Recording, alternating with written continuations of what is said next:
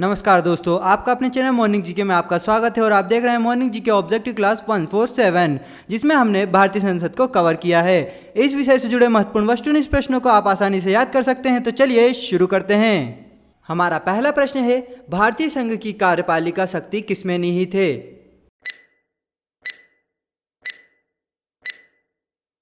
सही उत्तर है option A, राष्ट्रपति में। भारतीय संघ की कार्यपालिका शक्ति राष्ट्रपति में निहित है। हमारा अगला प्रश्न है, भारत के संविधान में कहा गया है कि भारत के संसद के 3 अंग होते हैं। इनमें से एक अंग है लोकसभा, दूसरा अंग है राज्यसभा, जबकि तीसरा अंग इनमें से क्या या कौन है? सही उत्तर है ऑप्शन डी, राष्ट्रपति। भारत के संविधान में कहा गया है कि भारत के संसद के 3 अंग होते हैं। इनमें से एक अंग लोकसभा, दूसरा अंग राज्यसभा और तीसरा अंग राष्ट्रपति है। हमारा अगला प्रश्न है, भारतीय संसद के कितने अंग हैं? सही उत्तर है ऑप्शन बी, 3। भारतीय संसद के 3 अंग हैं। हमारा अगला प्रश्न है, संसद का निम्न सदन एवं उच्च सदन क्रमशः है। सही उत्तर है ऑप्शन बी, लोकसभा एवं राज्यसभा। संसद का निम्न सदन लोकसभा और उच्च सदन राज्यसभा है। हमारा अगला प्रश्न है, संसद को भंग करने के लिए कौन सक्षम है? सही उत्तर है ऑप्शन ए, राष्ट्रपति। संसद को भंग करने के लिए राष्ट्रपति सक्षम है। हमारा अगला प्रश्न है, संसद के कितने सत्र होते हैं? सही उत्तर है ऑप्शन डी, उपरोक्त सभी। संसद के बजट सत्र, मानसून सत्र एवं शीतकालीन सत्र होते हैं। हमारा अगला प्रश्न है, एक वर्ष में कम से कम कितनी बार संसद की बैठक होना आवश्यक है? सही उत्तर है ऑप्शन बी, 2 बार। एक वर्ष में कम से कम 2 बार संसद की बैठक होना आवश्यक है। हमारा अगला प्रश्न है, संसद का स्थायी सदन है। सही उत्तर है ऑप्शन बी, राज्यसभा। संसद का स्थायी सदन राज्यसभा है। हमारा अगला प्रश्न है, भारतीय संसद में शामिल है।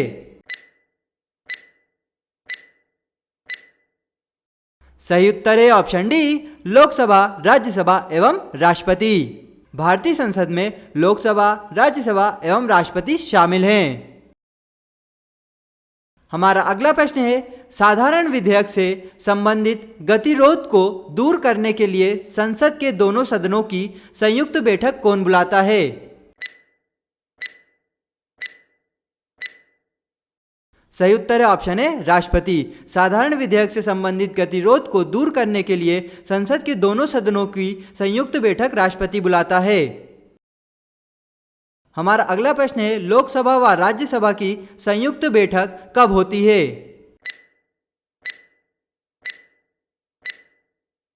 सही उत्तर है ऑप्शन बी, लोकसभा एवं राज्यसभा में मतभेद होने पर। लोकसभा व राज्यसभा की संयुक्त बैठक जब होती है जब लोकसभा एवं राज्यसभा में मतभेद हो। हमारा अगला प्रश्न है, संसद के दोनों सदनों के साथ साथ बैठने पर निम्न होता है। सही उत्तर है ऑप्शन सी, एक बिल जिस पर दोनों सदन सहमत ना हो उस पर विचार करना और पास होना। हमारा अगला प्रश्न है, यदि किसी समान विधेयक पर राज्यसभा और लोकसभा के बीच गतिरोध आता है तो उसका समाधान कौन करेगा?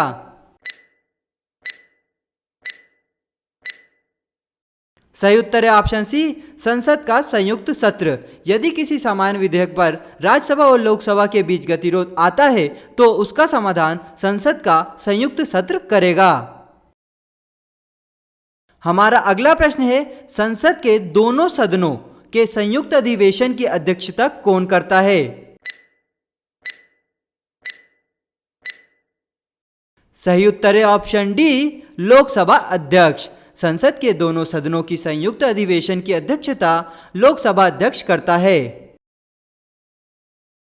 हमारा अगला प्रश्न है, भारत की संसद के दोनों सदनों की संयुक्त बैठकें किस लिए आयोजित की जाती है? सही उत्तर है ऑप्शन डी, उस विधेयक पर विचार करने तथा उसे पारित करने के लिए जिस पर दोनों में मतभेद हो। भारत की संसद के दोनों सदनों की संयुक्त बैठकें उस विधेयक पर विचार करने तथा उसे पारित करने के लिए की जाती हैं जिस पर दोनों सदन राज्यसभा और लोकसभा में मतभेद हो। हमारा अगला प्रश्न है, संसद की कार्यवाही सूची में प्रथम विषय होता है। सही उत्तर है ऑप्शन बी, प्रश्नकाल का। संसद की कार्यवाही सूची में प्रथम विषय प्रश्नकाल का होता है।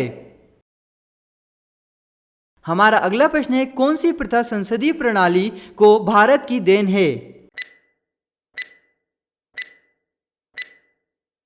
सही उत्तर है ऑप्शन ए, शून्यकाल। शून्यकाल प्रथा संसदीय प्रणाली को भारत की देन है। हमारा अगला प्रश्न है, संसदीय प्रणाली वाली सरकार को अन्य किस नाम से जाना जाता है? सही उत्तर है ऑप्शन सी, संघीय सरकार के नाम से। संसदीय प्रणाली वाली सरकार को संघीय सरकार के नाम से भी जाना जाता है। हमारा अगला प्रश्न है, भारत की पार्लियामेंट यानी संसद का उद्घाटन कब हुआ था?